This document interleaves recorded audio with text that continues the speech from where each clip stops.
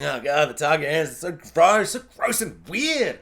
I know it's not fair to judge some characters and their decisions in this show because it's set so long ago and their morals and their ethics and just the way things were done were different back then. And this is set in the Game of Thrones universe after all, so I shouldn't be surprised that we're getting a cheeky little bit of incest this early on. But considering the entire plot of this episode is the new king who's not that interesting compared to all the other kings we've ever got, is he gonna marry the 12-year-old that's the incest 12-year-old? They're Targaryens, right? At least one of them or something? So we're getting 12-year-old pedophile incest marriage proposals already. That moment that he's walking and we see how young she is, because there's a point where he's like, well, she's very young. And I'm like, yeah. But I expect it to be like Game of Thrones, where they kind of just age Daenerys up just a little bit, so it's not like a 12-year-old running around with Khal Drogo right at the start or whatever.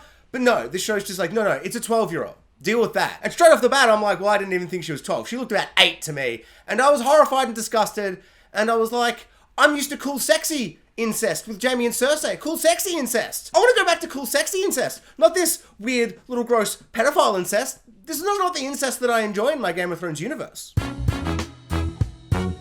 So last week began without an opening titles, and I found it slightly underwhelming, but understandable. Game of Thrones opening titles are iconic. The soundtrack and the score of it is just spectacular.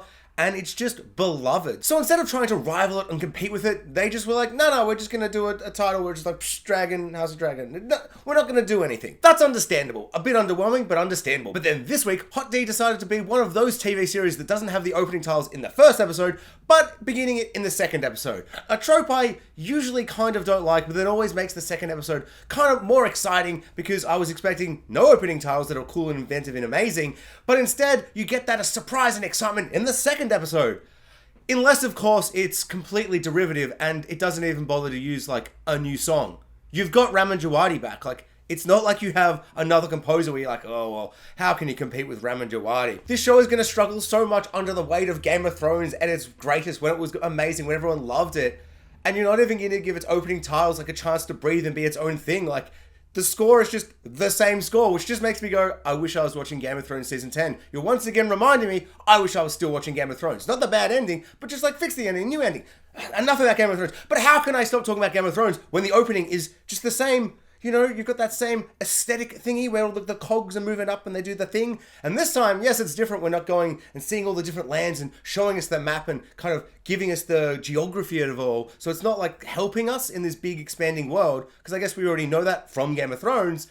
But it's just stuff and blood floating everywhere. And it's like, cool, sure. I mean, it looks cool and stuff. The song's great, because of course the song is great, but it just feels a bit like lazy and derivative and just kind of pointless. Like at the end, it does a whole big wide thing and I'm like, what even is this? I guess this is all Valyria, or it's not. Who cares? I don't know. I just kind of think maybe you should have just gone for the classic, you know, like a Supernatural or Lost, where it's like 3 seconds in and out rather than doing a big long minute and a half thing, reminding me that I'm watching a prequel of Game of Thrones and not Game of Thrones. And I think how I feel about the opening titles kind of represents how I feel about this whole episode. It looks beautiful, the music when it's there is pretty great, some of the acting is okay, but every time it's really good, all I keep thinking is, I wish I was watching more Game of Thrones. And every time it's bad, I was just like, oh my god, I really wish I was watching more Game of Thrones. Like this just, it's got the politics, it's got the blood, it's got the, you know, all the stuff going on that's very Game of Thronesy, like the king's being like, I gotta get a queen, and everyone's like, ooh, marry this girl, ooh, marry this girl.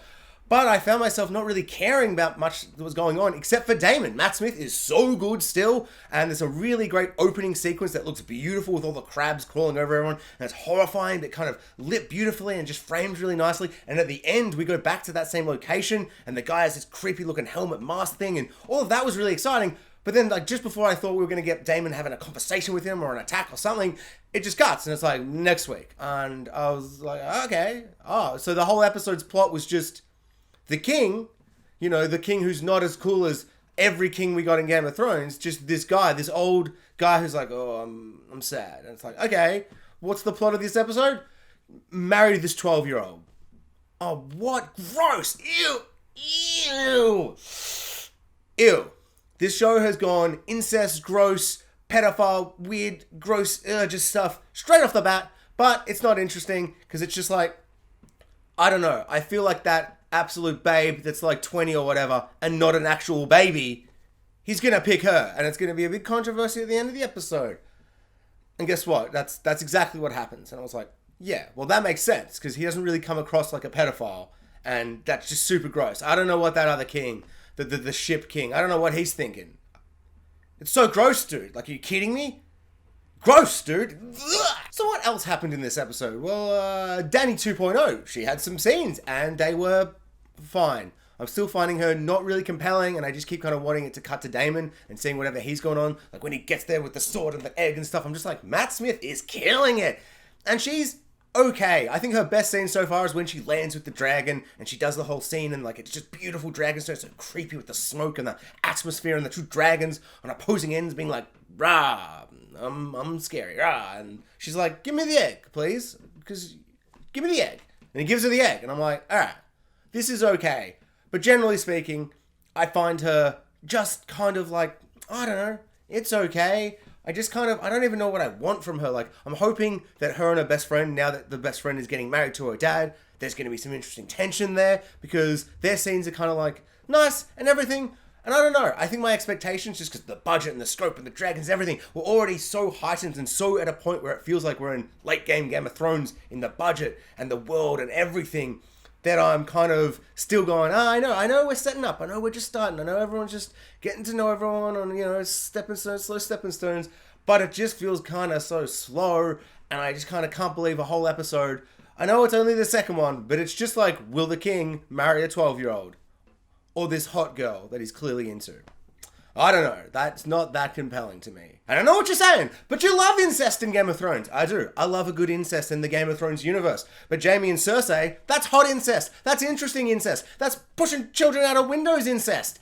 This is just gross pedophilic incest. I don't like this kind of incest. I want my old sexy adult incest. It's funny seeing Dragonstone without the big gorgeous table carved in wood with the whole like map of the world or Westeros or whatever there, and it's just this little table, and I just like, we see that scene, we've got the big columns with the sky outside and everything, the dragon on the wall, but then this little nothing table. It looks like the table that my computer's on. It's just like a table. It's like, pff, dude, isn't this like your king's room of doing your king shit or whatever, or prince shit or whatever, doing your royal stuff. You just got this little dainty nothing table. I don't know, it just seemed weird. Get a cooler table, Matt Smith. Overall, I found this episode not nearly as compelling as the big, bombastic, explosive episode of the first episode, but when I think about it, it's got the dragons, it's got the tourney, it's introducing us back into the world of Westeros, which is just so nice and awesome.